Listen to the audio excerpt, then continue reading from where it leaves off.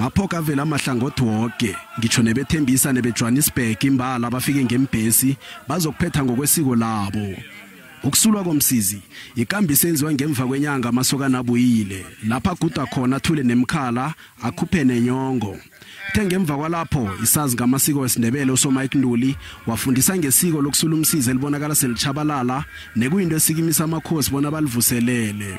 Isazi sezisiko lesiNdebele sisebenzisa ithuba lokuhlathulula ukuqhakatheka kwesiko. Amaphego bese bayatsho ukuthi imsenyana yamasokana kade bahlala kiyo iyakuphi.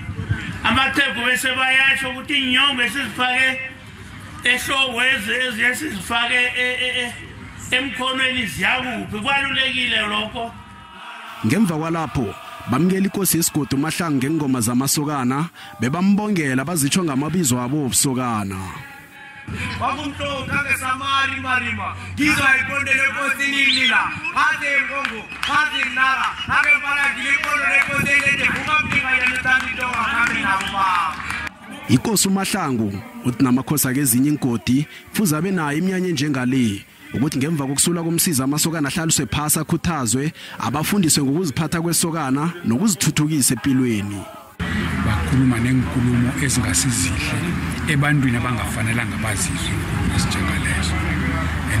Okwesibili ukuthi ihloso yethu ukubagqugquzela abantwana babona bakhone ukufunda bakhone ukuzakhela amabubulo ngokwabo abeze nemqondo ejulileyo ezasihelebha ukuthi sikhone ukuthi sibe sitshaba isithuthukayo. Nakusenjalo nesiqhema sepolitiki esigalaxy besenzela amaPhogo imbedla yomnyanya Solomon Mahlangu Stadium kwaMhlanga. Umnikazi waso uMsizi uthi basiqhema babona ukuthi amasokana la akufanele ukuhlonitshwa nokukhuthazwa. About 45 to 50,000 boys enarheni yekhethu bebakhambile ababuyile okwengempumelelo. So ke kungani sesiqhema singaphumi singayidosi phambili ukuthi kesigidini nefana naleyo. Usukazi uthi basiqhema abazokuhlala bakhuthaza namasiko bona ngajabalali. Kanti usihlalo wecontrol esempumalanga uSipho Mahlangu ungezelele kikho lokho.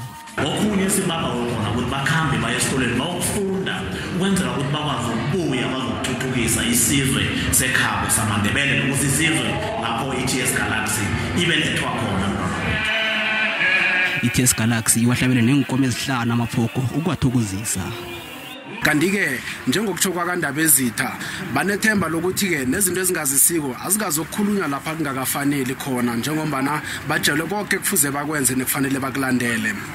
Ngingukhamfat Masombuka wendaba ze-SABC ngibika ngisethemba lethu kwaNdebele eMpumalanga.